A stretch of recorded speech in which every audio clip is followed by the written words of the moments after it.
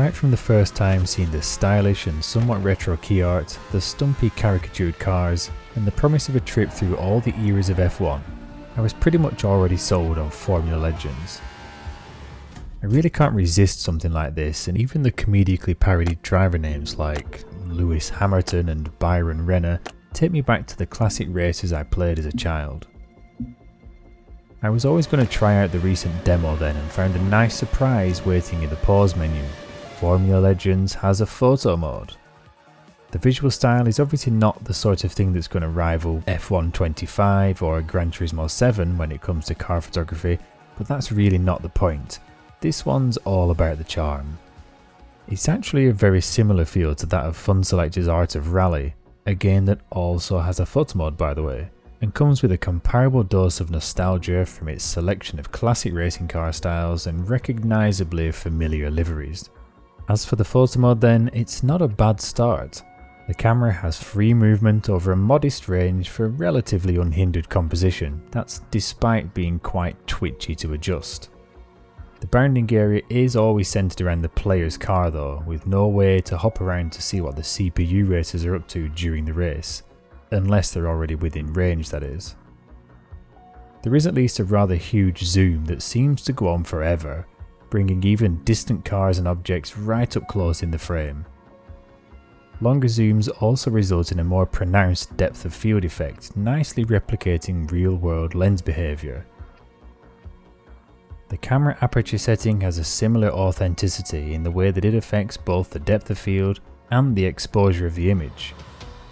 Using either of these functions does immediately highlight a problem though, because the focus distance option is currently not working.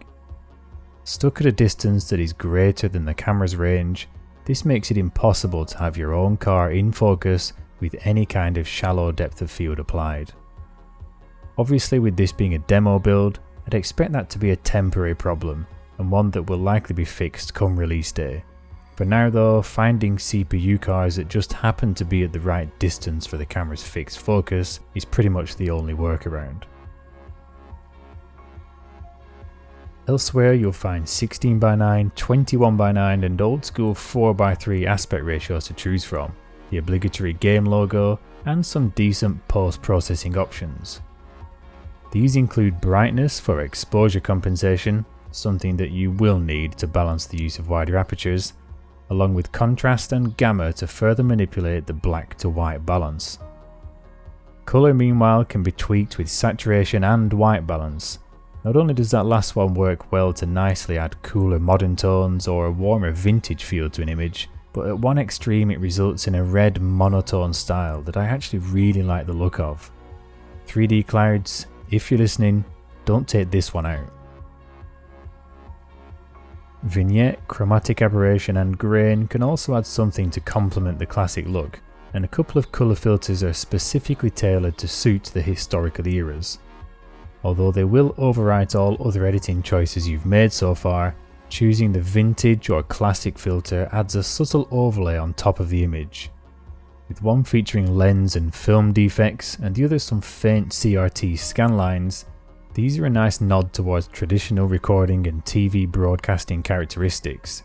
It feels like a nice fit with the game's own journey through the ages, and the photo mode probably doesn't explore that idea enough in my opinion. If there's one thing to add to this photo mode between now and lights out, it would probably be a greater emphasis on that sort of thing. Oh, and motion blur. You really can't have a racing photo mode that doesn't have motion blur. Either way, Formula Legends looks set to be a lot of fun on track when it rolls up to the start line later this year, while the game's stylized race cars and interpretations of famous circuits will no doubt make for some cool screenshots too. I know I'll be looking forward to putting in plenty more laps and getting a few snaps along the way. Thank you as always for watching, and please do remember to like this video and subscribe to the channel for more virtual photography content.